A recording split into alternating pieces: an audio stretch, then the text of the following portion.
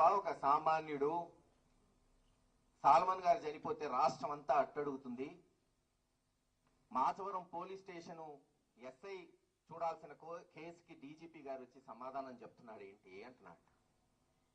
అదే చెప్తున్నాం, బహుశా చంద్రబాబు నాయుడు గారికి ఈ రాష్ట్ర నాయకులకు అర్థం కావట్లేదు అనుకుంటా.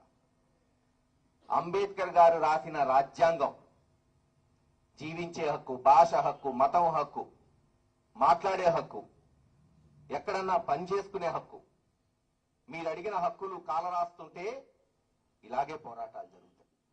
ఒప్పుకుంటా సాల్మన్ గారు ఏమి కోటీశ్వరుడు కాదు, పెద్ద నాయకుడేం కాదు, ఒక మంచి వ్యక్తి. అందరిలాగానే ఈ దేశంలో 90% ప్రజలు మధ్యతరగతి వాళ్ళు, పేదవాళ్ళు ఎలాగైనా ఆలోచిస్తారో నాకు నా కుటుంబం హాయిగా గడపాలి అని బ్రతికే వ్యక్తి, ఎక్కడా సమస్య లేని వ్యక్తి, ఎవరితో గొడవ పడిన వ్యక్తి, కనీసం ఎక్కడా పోలీస్ కేసులు లేని వ్యక్తి. మరి ఎందుకు హత్యకు గురయ్యాడో తెలుగుదేశం నాయకులు గమనించాలి. కారణం అంబేద్కర్ గారు రాసిన రాజ్యాంగాన్ని తొక్కలో తొక్కుతూ ఈ రోజు లోకేష్ బాబు తెచ్చిన రెడ్ బుక్ రాజ్యాంగం పాటించటం వల్లే ఈ రోజున ఈ యావత్ రాష్ట్రం ఉలిక్కిపడింది. ప్రజాస్వామ్యంలో ఒక సామాన్యుడికి అన్యాయం జరిగితే ఎటువంటి ఘటనలు వస్తాయో, ఎటువంటి తిరుగుబాటు వస్తుందో ఈరోజు సాల్మన్ గారి దాంట్లో మనం చూసాం.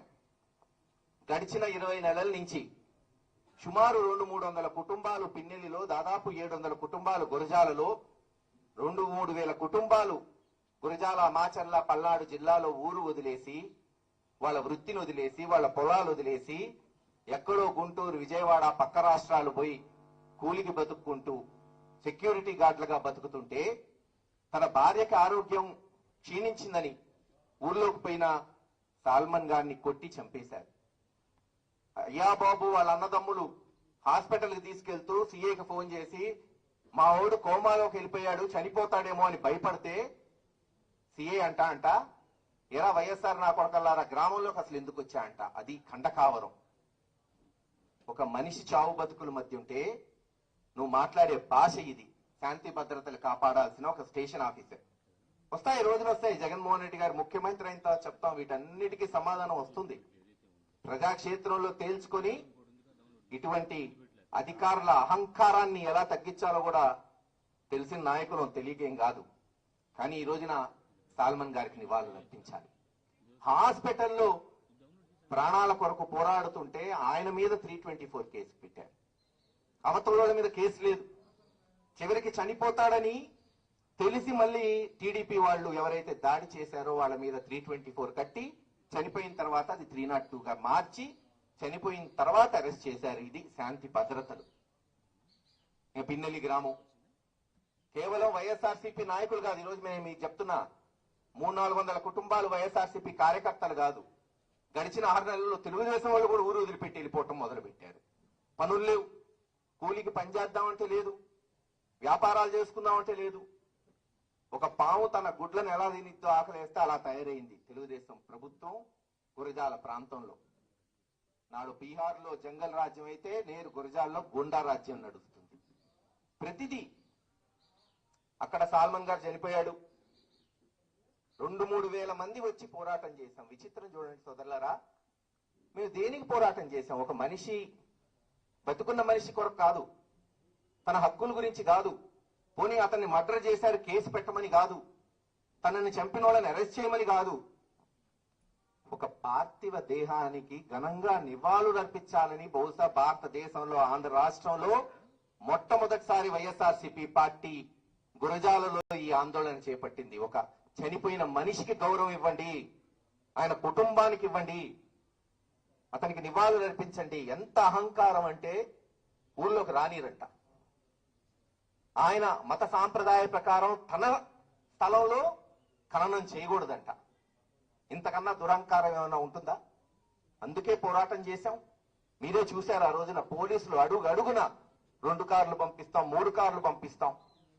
చివరికి 2-3 వేల మంది పోగై ఇంకా చేతులు ఎత్తేసే పరిస్థితికి పంపించక తప్పలేదు. అది కూడా శ్మశానానికి పోతుంటే చివరికి ఆధార్ కార్డు కావాలంట. ఎక్కడ నిన్నావా? శ్మశానానికి పోవడానికి ఆధార్ కార్డు ఏందా బాబు? ఇది చంద్రబాబు నాయుడు గారి లోకేష్ బాబు గారి రెడ్ బుక్ రాజ్యాంగం, కొత్త చట్టాలు ఇలా తీసుకురావటం, ఇలాగా అనేక వాటికి మేము ప్రయత్నం చేస్తే రాజకీయం చేస్తున్నారు. ఏమన్నా అర్థం ఉందా? అసలు రాజకీయం చేయాల్సిన అవసరం ఏముంది అక్కడ? మేమే గనక రాజకీయం చేసేవాళ్ళం అయితే అదే గ్రామంలో హత్యకు చేసిన ఇద్దరితో పాటు ఆ ఊరి నాయకులను పెట్టేవాళ్ళం కాదా? వాళ్ళ పేర్లు ఇచ్చేవాళ్ళం కాదా? ఇదే సిఐ, ఎస్ఐ లేదు ఎరపతినేని శ్రీనివాసరావు గారి పేర్లు పెట్టేవాళ్ళం కాదా? కాదే. నిజంగా ఆ రోజు గొడవలు ఎవరు ఉన్నారో వాళ్ళ పేర్లు ఇచ్చి ఎంక్వైరీ చేయమన్నాం. వెనకాల ఎవరున్నారో నిజంగా ఈ మర్డర్ ని ప్రేరేపించిన వాళ్ళు, ఉసిగొలిపిన వాళ్ళని కూడా కేసులో పెట్టమని పోలీసు వారిని అడగటం జరిగింది. కానీ మీరు గమనించాల్సింది, అసలు మా పార్టీ నాయకులు, సాల్మన్ గారి కుటుంబం మొన్న జగన్మోహన్ రెడ్డి గారిని కలిశారు. నిన్న అనేక మంది నాయకులు పిన్నెల్లికి వచ్చి కలిస్తే ఏ రోజు వాళ్ళు ఒక్క మాట కూడా చంపిన వాళ్ళని ఉరిదీయమని గాని, లేదు మాకింత కాంపెన్సేషన్ ఇవ్వమని గాని, ఉద్యోగాలు ఎక్కడ అడగల. వాళ్ళు ఏమడిగారు? శాంతి భద్రతను కాపాడండి గ్రామంలో. ఆ ఊరికి సాల్మన్ గారి చివరి హత్య కావాలి. ఎంత విశాలమైన హృదయం ఉండాలా మాట అనడానికి చెప్పండి. ఎవరికైనా ఒక మనిషి చంపబడితే కోపాలుంటాయి, ప్రతీకార జ్వాలలుంటాయి. అవేమి వాళ్ళ అనలా. వాళ్ళు అనింది ఒక్కటే, ఇదే సాల్మన్ గారి చివరి హత్య కావాలి, గ్రామంలో శాంతిని నెలకొల్పండి అని. 10 రోజుల నుంచి నేను అదే ఘోషిస్తున్నా. శాంతి కమిటీ ఏంటి? ఈరోజు మీరు బాధ్యత ఉండొచ్చు, ఒక ఎంపీగా, ఎమ్మెల్యేగా. రేపు ఇంకొకళ్ళు వస్తాం, మీరేం శాశ్వతం కాదు.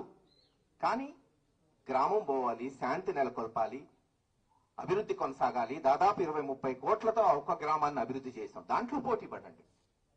మేము 20-30 కోట్లు తీసుకొస్తే మీరు ఇంకో 40 కోట్లు తీసుకురండి, గ్రామం బాగుపడింది. ఈరోజు దుస్థితి, పిన్నెల్లి గ్రామం అంటే ఆడపిల్లల్ని ఇచ్చే పరిస్థితి లేదు. ఎందుకు ఇవ్వాలి? ఆ గ్రామంలో ఏమవుతుందో అని భయంతో ఉన్నారు. ఇటువంటి పరిస్థితుల్లో మరి గురిజాల నియోజకవర్గంలో శాంతి భద్రతలు కాపాడాలి.